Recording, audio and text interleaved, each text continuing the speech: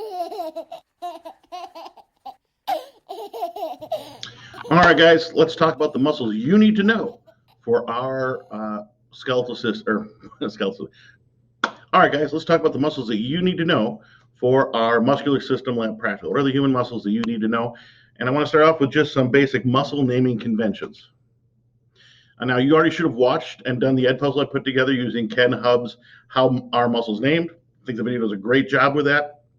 Good examples, good reasoning, and all that kind of stuff. So if you have not watched that yet, go and watch that first. What I've got here is just a brief review of those 7 muscle naming conventions, along with some slides, just to make it easier for you to incorporate into your notes if you like. The 7 muscle naming conventions are the directions of the muscle fibers running relative to the midline of the body. Are they running straight up and down, side to side, obliquely? The location of the body part covered by the muscle, the relative size of the muscle, the number of origins or places where the muscle attaches at the origin point, the location of the origins or insertion points, the shape of the muscle, or the action of the muscle. So direction of muscle fascicles, just some different terms like rectus means parallel. So we got our rectus abdominis. I'll have to change that in the notes, guys. It should be not transversus abdominis, but rectus abdominis. Transverse across and oblique at a 45-degree angle. The location of the part of the body covered up. So the frontal bone is covered by the frontalis muscle. The tibialis anterior is in front of the tibium bone. Relative size, pretty straightforward. Longest, major, like your gluteus major, that's in the gluteal region. Okay, and it's the largest muscle of that region, hence gluteus maximus. Is another one for those. Number of origins. Your biceps brachii has 2 origin points where it attaches up here, and the triceps has 3. Location of the origin or insertion. So prime one for that is the sternocleidomastoid. Okay, it's attached at the sternum. Okay, the clavicle, and the mastoid process. So sternocleidomastoid. The shape of the muscle. Orbicularis means circular, so orbicularis oris, for instance. The action of the muscle, whether it flexes, extends, adducts, any of those type of things.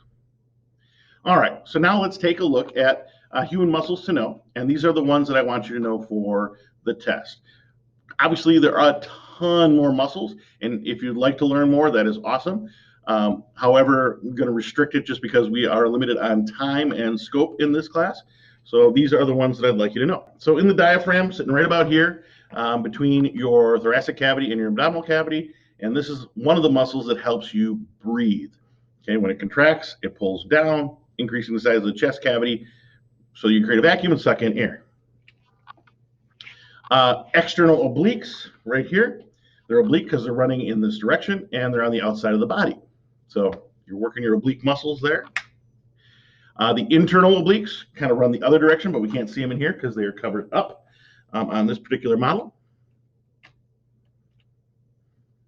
The intercostals, those are the muscles between intercostals, the ribs, and these help you breathe as well because when they contract, they actually lift the rib cage up a little bit, increasing the size of the chest cavity, so you generate a vacuum to breathe in. So we can see the latissimus dorsi right here. Your lats. Pectoralis major right here. Largest muscle in the pectoralis region. The ones you're really working most often when you're doing a straight old bench press. The rectus abdominis, abdominal region, running with the midline of the body, so rectus abdominis. The trapezius muscle right here, kind of shaped like a trapezoid. This is the one that if bodybuilders build them up a lot, sometimes people say they have no neck because it just comes up and in real quick. The anterior of the trunk, just kind of going over those muscles again for you. You can take a look at them. The sternocleidomastoid, trapezius, deltoid, pectoralis major, external obliques, rectus abdominis, all ones we've looked at here. Looking at the posterior and the backside, just kind of showing you a few more of those again all together so you can get them in the whole picture. All right, now let's take a look at the leg. Bring over my left leg right here. I think it's not a full-size leg. Either that or it's a child's leg, but we'll use this one here. So your adductor longus is going to adduct your muscle, and it's going to bring your leg in to the midline. Okay, right down in there. Rectus femoris, right here in the front. Not sure if I'm pointing in the right spot. It's this running up and down over the femoral region. Sartorius, okay. This one, we got it running from the outside, crossing over to the inside. Okay, so it can do this motion with your leg. Vastus lateralis, that's the big quad muscle on the outside, the lateral side of your leg, as opposed to the vastus medialis, the one on the inside of your leg. Gracilis, referred to as the groin, right here. Gluteus maximus, biggest muscle in the gluteus region. Maximus for big, gluteus for gluteal region. Biceps femoris, looking at the back side here. Okay. We've got, this is on the outside, the big muscle on the outside of your hamstrings is the biceps femoris. Semitendinosus is the big one up towards the inside, okay, the medial side of your hamstrings. Gastrocnemius or gastrocnemius, calf muscle.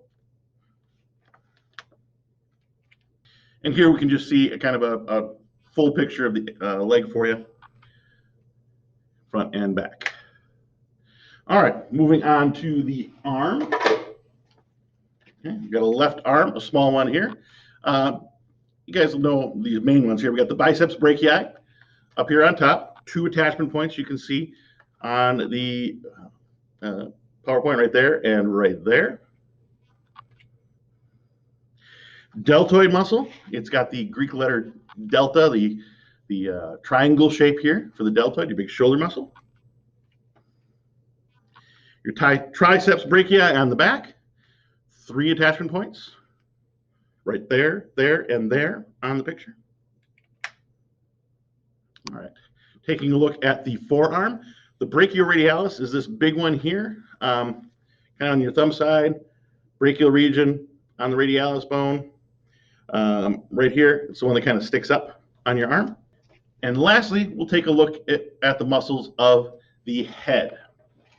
Okay, let's see what ones we got on here for you. We got the frontalis right here, the occipitalis in the occipital region, the orbicularis oculi, the circular one around the eye, the orbicularis oris, the circular one around the mouth, pucker up, and the platysma, which is not pictured here, but it's the one, it's platysma flat, covers up the front of your neck, and this,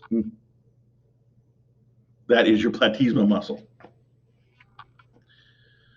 All right, already talked about the sternocleidomastoid, because attached at the sternum, the clavicle, and the mastoid process.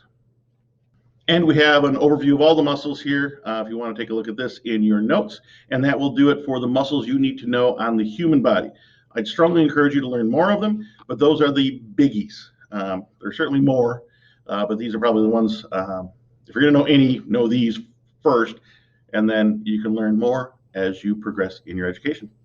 Thank you guys, and have a good day. Bye.